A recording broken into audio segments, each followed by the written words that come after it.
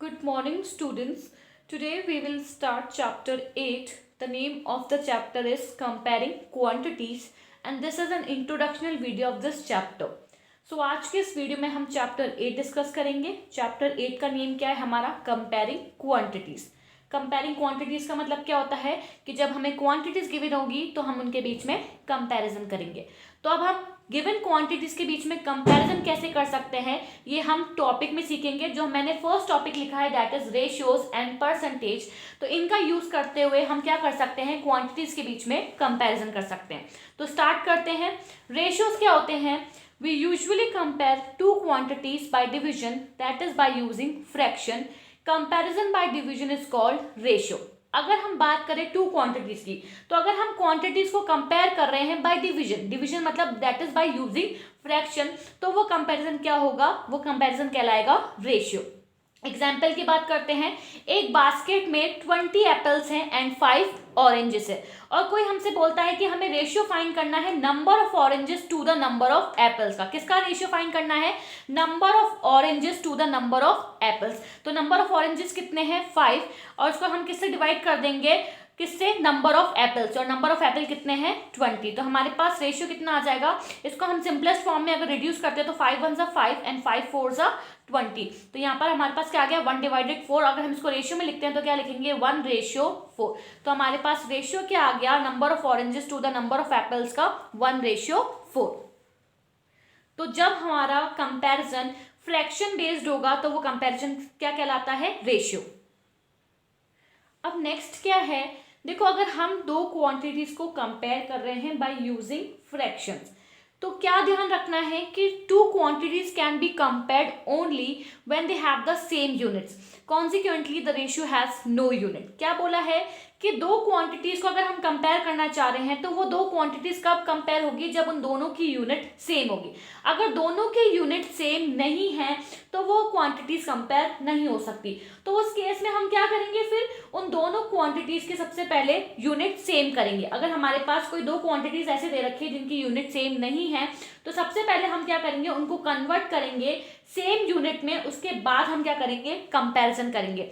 पर before that दो quantity जो होंगी जिनकी यूनिट सेम नहीं है उनके बीच में हम कंपैरिजन नहीं करवा सकते. So consequently the ratio has no unit.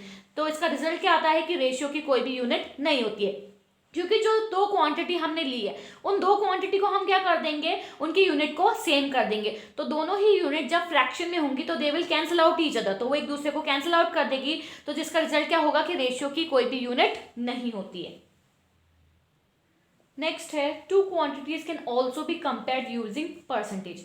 अभी हमने सीखा कि हम दो क्वांटिटीज को कंपेयर कर सकते हैं बाय यूजिंग फ्रैक्शन. अगर हम फ्रैक्शन का यूज करते हुए इनको कंपैरिजन कर रहे हैं तो वो कहलाएंगे रेशियो. तो वो क्या कहलाएंगे? रेशियो.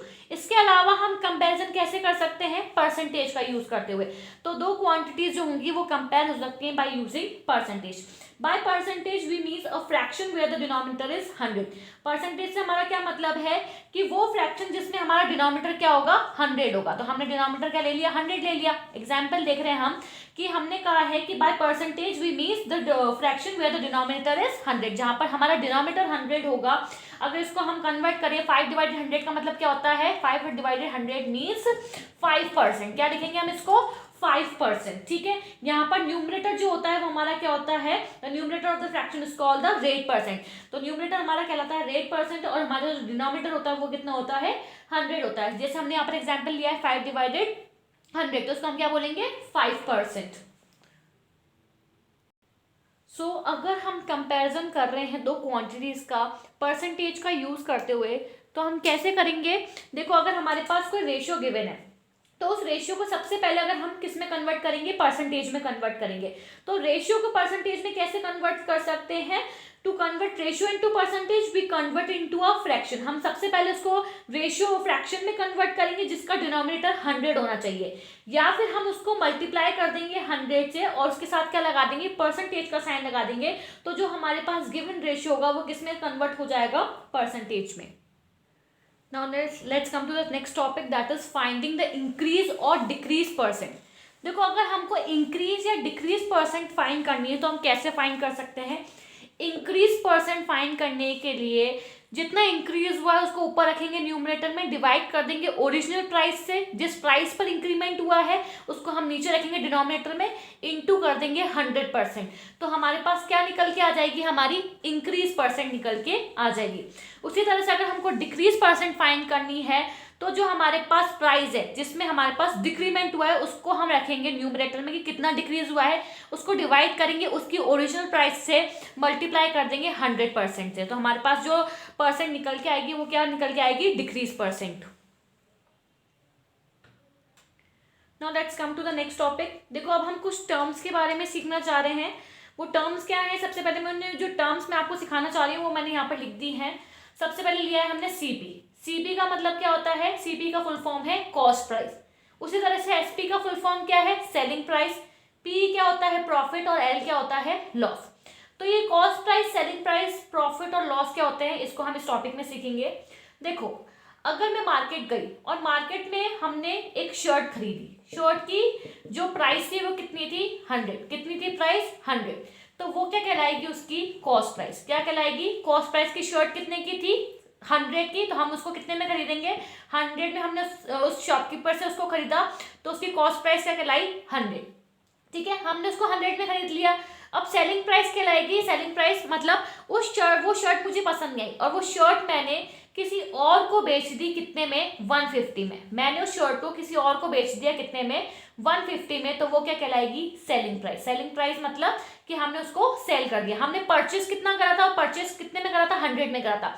तो परचेसिंग प्राइस क्या कहलाती है, कॉस्ट प्राइस। अब वो शर्ट मुझे नहीं पसंद आई और मैंने किसी और को बेच दी कितने में, 150 में। तो ये 150 क्या कहलाएगा, सेलिंग प्राइस, कि हमने कितने में सेल कर दी, 150 में। खरीदी थी तो 100 में थी पर बेच कितने में दी, 150 में। तो लॉस हुआ है कि प्रॉफिट हुआ है, प्रॉफिट हुआ है। हम खरीद तो 100 में रहे पर बेच कितने में रहे हैं, 150 में। तो कितने का प्रॉफिट हो रहा है, 50 का प्रॉफिट हो रहा है। तो ये 50 रुपीज क्या कहलाएंगे, हमारे प्रॉफिट कहलाएंगे। हमको कितने का प्रॉफिट हुआ है, 50 रुपीज का प्रॉफिट हुआ है। उसी तरह से अगर लॉस की बात करें तो हमने कोई चीज खरीदी 150 में, हमने किसी दुकान पर गए और हमने किसी दुकान पर से कोई चीज खरीदी 150 रुपए में, तो ये उसकी होती है हमारे पास कॉस्ट प्राइस। मतलब परचेसिंग प्राइस को ही हम क्या बोलते हैं, कॉस्ट प्राइस। पर हमने उस चीज को कुछ टाइम के बाद किसी और को दे दिया 100 रुपीज में। कितने में दे दिया, 100 रुपीज में। तो सेलिंग प्राइस कितनी हो गई, 100। हमने खरीदा कितने में था, 150 में, पर हमने दे कितने में दिया, 100 में। तो हमें क्या हुआ, नुकसान हो गया। कितने का लॉस हो गया, 50 का लॉस हो गया। कितने का लॉस हो गया, 50 का लॉस हुआ। तो हमें कैसे पता चला कि हमें 50 का लॉस हुआ, देखो यहाँ पर हमने सीपी में से एसपी माइनस करा, 150 में से 100 माइनस करा तो कितना आया, 50।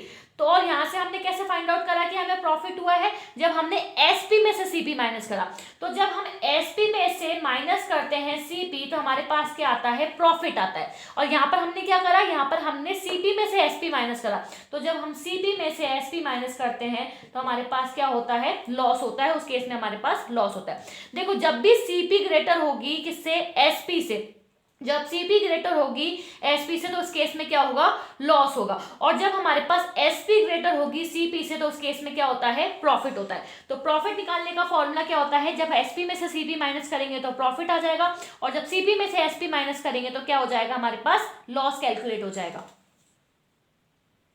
नेक्स्ट है profit percent and loss percent. देखो जिस केस में हमें प्रॉफिट हो रहा होगा वहां पर हम क्या कैलकुलेट करेंगे, प्रॉफिट परसेंट कैलकुलेट करेंगे, और जहां पर हमें लॉस हो रहा होगा वहां पर हम क्या कैलकुलेट करेंगे, लॉस परसेंट कैलकुलेट करेंगे। तो प्रॉफिट होने पर प्रॉफिट परसेंट कैलकुलेट होगी और लॉस होने पर लॉस परसेंटेज कैलकुलेट होगी। तो ये कैलकुलेट कैसे करेंगे, देखो प्रॉफिट परसेंटेज कैसे कैलकुलेट करते हैं। अगर हमने लिया सीपी, हमने सीपी कितनी ली, 100, हमने सीपी ली 100 की, हमारी परचेसिंग प्राइस हमने ले ली 100, सेलिंग प्राइस हमने ले ली 150, क्या ले ली 150। ठीक है, तो यहाँ पर कौन ग्रेटर है, एसपी जो है वो ग्रेटर है सीपी से। एसपी क्या है, ग्रेटर है सीपी से। हमने कहा था कि जब सेलिंग प्राइस ग्रेटर होगी सीपी से तो उस केस में क्या होता है, प्रॉफिट होता है। अब प्रॉफिट कितने का हुआ ये फाइंड आउट करने के लिए क्या करेंगे, एसपी में से सीपी माइनस कर देंगे। तो एसपी में से यहाँ पर सीपी माइनस करेंगे तो एसपी कितनी है हमारे पास, 150 में से 100 माइनस कर देंगे तो कितना आ गया हमारे पास, 50। तो कितने का प्रॉफिट हुआ है, 50 का प्रॉफिट हुआ है। हमें क्लियरली यहाँ पर दिख रहा है कि जो हमारी एसपी है वो ग्रेटर है सीपी से, तो हमें प्रॉफिट हुआ है। प्रॉफिट कितने का हुआ है? 50 का हुआ है ना। तो अब हम इसकी परसेंटेज फाइंड करेंगे कि कितनी प्रॉफिट परसेंट है, कितना परसेंटेज का हमें प्रॉफिट हुआ है। तो इसको फाइंड करने का हमारे पास फॉर्मूला क्या होता है? Profit percentage is equals to profit divided CP into 100। क्या फॉर्मूला होता है इसका? प्रॉफिट परसेंट कैलकुलेट करने का फॉर्मूला होता है पी अपॉन सीपी इंटू 100। चाहे प्रॉफिट परसेंट फाइंड कर रहे हो, चाहे लॉस परसेंट फाइंड कर रहे हो, प्रॉफिट और लॉस जो भी आपको होगा वो आपकी परचेसिंग प्राइस पर होगा, मतलब आपको सीपी पर होगा। तो यहाँ पर हम जो प्रॉफिट परसेंट कैलकुलेट करेंगे तो प्रॉफिट हम किस पर कैलकुलेट करेंगे? सीपी पर कैलकुलेट करेंगे। उसी तरह से जब हम लॉस परसेंटेज कैलकुलेट करेंगे तो जो लॉस होगा वो भी हम किस पर कैलकुलेट करेंगे? सीपी पर ही कैलकुलेट करेंगे, क्योंकि आपको फायदा भी हो रहा है और आपको नुकसान भी हो रहा है, पर वो किस पर हो रहा है? सीपी पर ही तो हो रहा है।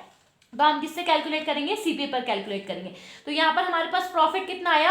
50। यहाँ पर प्रॉफिट कितना आ गया? 50। सीपी कितना है हमारा? सीपी हमारी परचेसिंग प्राइस कितनी थी? 100। मल्टीप्लाई कर देंगे इसको 100% से। हम क्या कर देंगे? इसको 100% से मल्टीप्लाई कर देंगे। सॉल्व करेंगे तो देखो 100 से 100 कैंसिल, कितना आ गया हमारे पास? 50%। तो कितना प्रॉफिट हुआ है? कितने परसेंट का प्रॉफिट हुआ है? 50% का प्रॉफिट हुआ है। इसी तरह से हम क्या निकाल सकते हैं? लॉस परसेंट कैलकुलेट कर सकते हैं। अब लॉस परसेंट कैलकुलेट करते हैं। इस बार हम सीपी ले रहे हैं 150। हमने सीपी कितनी ले ली? 150 ले ली। और हम एसपी ले रहे हैं 100। हमने एसपी क्या ले ली है? 100 ले ली है।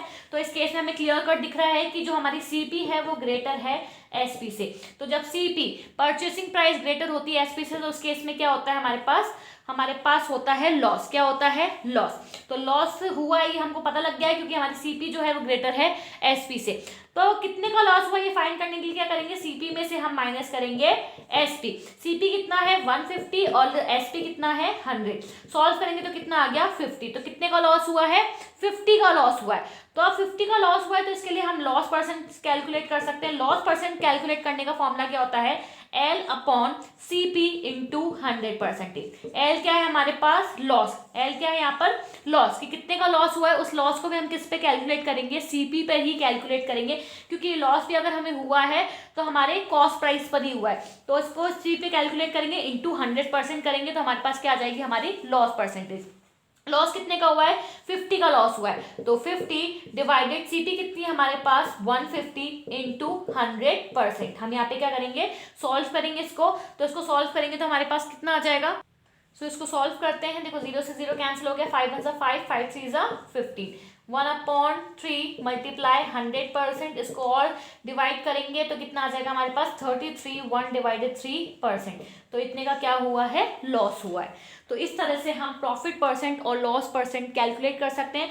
पर जो बात ध्यान रखने की वो ये है कि जो लॉस परसेंट हो चाहे प्रॉफिट परसेंट हो, वो दोनों ही सीपी पर कैलकुलेट होती है। किस पर कैलकुलेट होती है? सीपी पर। क्योंकि आपने जिस चीज को जितने में खरीदा है उसी पर आपको फायदा होगा, उसी पर आपको नुकसान होगा। तो हमेशा ध्यान रखेंगे कि लॉस परसेंटेज और प्रॉफिट परसेंट को हम सीपी पर कैलकुलेट करते हैं। तो ये था इस चैप्टर का इंट्रोडक्शन। नाउ नेक्स्ट वीडियो में हम एक्सरसाइज 8.1 डिस्कस करेंगे।